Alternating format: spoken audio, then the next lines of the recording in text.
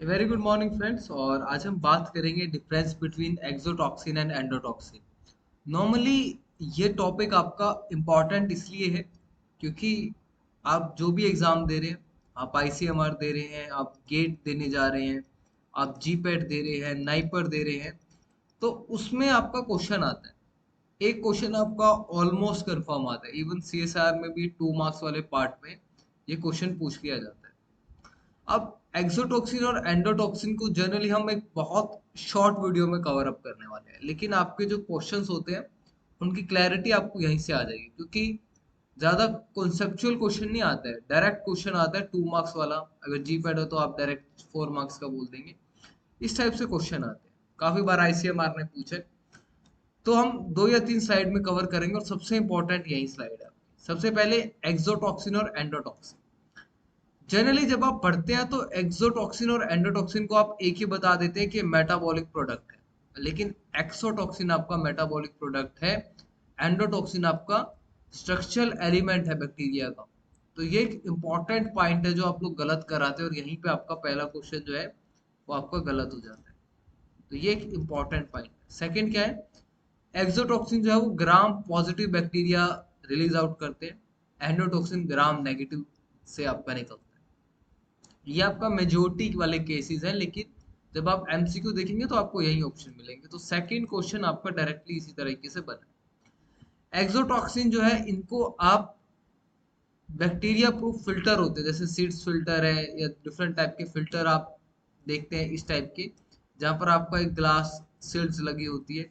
तो जो फिल्टर है वहां से ये आप सेपरेट कर सकते हैं। अब इनको सेपरेट करने का एक नॉर्मली सी बात देखिए, जो एक्सोटॉक्सिन है वो सेल के बाहर रिलीज होते हैं, और ये वाटर सॉल्युबल है, इसलिए आप इन्हें सेपरेट कर पाते हैं। क्योंकि पोर साइज जो आप फिल्ट्रेशन में देखते हैं, फिल्ट्रेशन वाली स्टरलाइजेशन होती है, वहां पे पोर साइज बहुत कम होता है, तो इनको हम सेपरेट कर पाते हैं। एंडोटॉक्सिन को अगर आपको सेपरेट करना है तो पहले आपको सेल को लाइसिस करना होगा, उसके बाद आप सेपरेट कर पाएंगे, क्योंकि ये सेल के बाहर रिलीज नहीं होते हैं, अंदर ही आपके रहते हैं, और जब सेल का लाइसिस होता है तब वो बाहर आते हैं।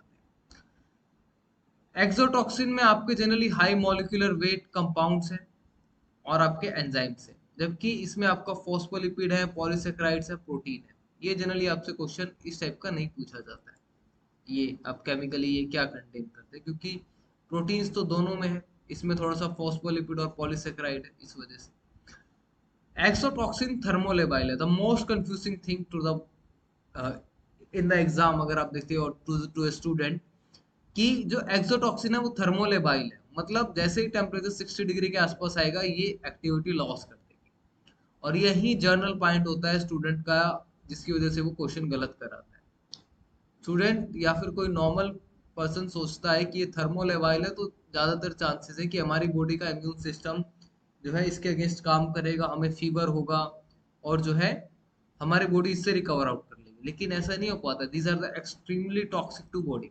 इसका भी हम रीजन देखेंगे कि टॉक्सिक क्यों है, जबकि एंडोटॉक्सिन थर्मोस्टेबल है और लेस टॉक्सिक है। इसका एक रीजन तो ये हो सकता है कि ये सेल के अंदर है, ये सेल के बाहर है, तो 60 डिग्री सेल्सियस पे ये आपका एक्टिविटी को लूज कर देता है, और ये लूज नहीं कर पाता है। और यहाँ पर ये आपके एक्सट्रीमली टॉक्सिक है, ये लेस टॉक्सिक है।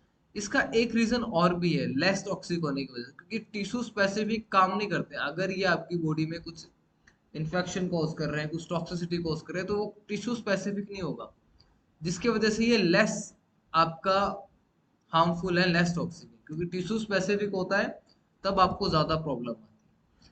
जैसे एक्सोटॉक्सिन में ये क्वेश्चन आपका आईसीएमआर में पूछा जा चुका है बॉटुलियम टॉक्सिन के ऊपर। अगर आपका 1 mg बॉटुलियम टॉक्सिन है, जैसे आप ड्रग देखते हो, जैसे 200 mg पैरासीटामोल आप 500 mg लेते हो, अगर ये टॉक्सिन 1 mg है तो ये 200 मिलियंस माइस को किल कर सकता है। इसी तरीके से आप ह्यूमन की पॉपुलेशन में भी कई बार इसको एक्सप्लेन आउट कर देते हैं। तो एक्सोटॉक्सिन के लिए हमारे पास टॉक्सॉइडेड है, तो 3 टॉक्सॉइड आप जनरली देखते हो डिप्थीरिया, पर्ट्यूसिस और टेटनस के लिए। इसलिए आपसे क्वेश्चन पूछा गया है कि 3 आपके टॉक्सॉइड्स कौन से हैं, तो डिप्थीरिया, पर्ट्यूसिस और आपके टेटनस, डीपीटी। ये क्वेश्चन आपसे बहुत बार जीपेट, नाइपर, आईसीएमआर ने पूछ लिया है, लेकिन अब भी कंटिन्यूशन में है। और ये बात आपको याद रखनी है कि एक्सोटॉक्सिन के लिए ज्यादा टॉक्सोइडेड हमारे पास है, एंडोटॉक्सिन के लिए कम है, इसलिए कैन नॉट बी टॉक्सोइडेड लिखा हुआ है। Specific pharmacological effect for each toxin, जैसे कि स्पेसिफिक एक्शन दिखा रहा था बॉडी के ऊपर किसी टिश्यू के ऊपर, उस टाइप का होता है। बोटुलिज्म टॉक्सिन आपका एसिटाइल कोलिन के वहां पर काम करता है। जो एसिटाइल कोलिन का आप देखते हैं कि किस तरीके से बनता है, रिलीज होता है, वहां पर आपका काम करता है। और जनरली मेनली आई थिंक ये आपका एसिटाइल कोलिन के रिलीज को या प्रोडक्शन को, आई थिंक रिलीज को रोकता है, या कुछ सिनेप्टिक वेसिकल में पैक होने से रोकता है बोटुलिज्म टॉक्सिन। तो मेन आपका न्यूरोट्रांसमीटर का काम ये एसिटाइल कोलिन को आपका काम करता है, उसके ब्लॉक करता है, उसको इनहिबिट करता है, बॉडी में लेवल कम होता है। Pharmacological classification common to all है, अगर आप एक्शन को देखें तो सिमिलर टाइप के एंटोक्सिन के इफेक्ट आते हैं, लेकिन अलग अलग है, तो यहाँ पर अलग है। तो थोड़ा सा टॉक्सोइड के बारे में मैंने बताया है यहाँ पर एक दो स्लाइड पे। सबसे पहले ये जो नाम है एक्लिच, इन्होंने ये टर्म टॉक्सोइड दिया था। टॉक्सोइड्स होते क्या, these are the detoxified toxins.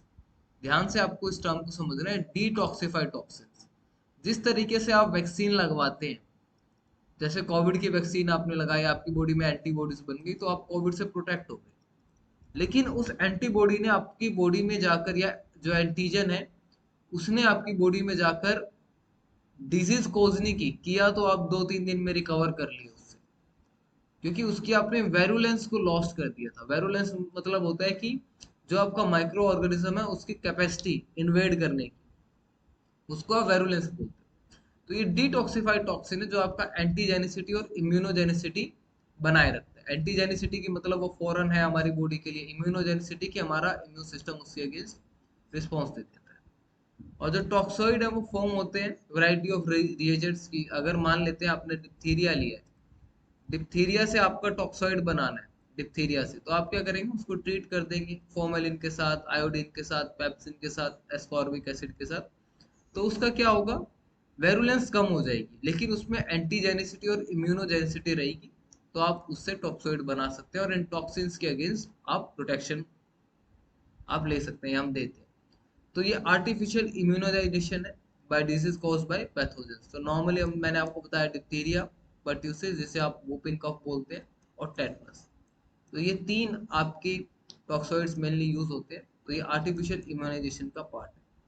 So this is the short video. I think I have covered around 6 to 7 questions or more than that in this short video, and this is extremely useful. I request you to share this video to the needful. Thank you so much and all the best.